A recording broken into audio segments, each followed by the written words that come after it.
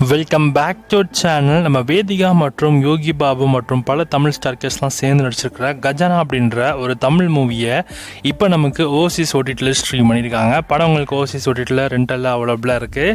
And இந்த படம் வந்து 1 இயருக்கு முன்னாடி நமக்கு தேட்டர்ஸில் ரிலீஸ் ஆச்சு. இப்போ தான் நமக்கு ஓடிடி ரிலீஸாக அவைலபிளாக இருக்குது. அண்ட் படத்தோட சிம்பிளான ஸ்டோரின்னு எடுத்திங்கன்னா ரொம்ப சிம்பிள் தாங்க. கதையில் வரைக்கும் நம்ம ஹீரோயின் கையில் ஒரு புக் ஒன்று கிடைக்குது.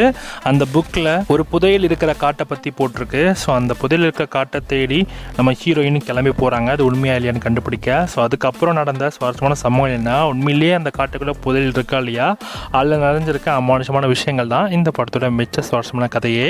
ஓவராலாக இந்த படம் ஸ்டோரி வைஸாக நல்லாயிருக்கும். ஸ்க்ரீன் பிளே வைஸாக கண்டிப்பாக அங்கேயே நீங்கள் அவுட் ஆகிடுவீங்க. ஏன்னா இந்த படத்தோட விஎஃப்எக்ஸ் ரொம்ப முக்கியம் இருந்துச்சு. ஏன்னா இது வந்து ஒரு லோ பட்ஜெட் படம்னால விஎஃப்எக்ஸ் அந்தளவுக்கு செலவு பண்ணலாம் எடுக்கல. ரொம்ப டம்மியாக எடுத்திருக்காங்க.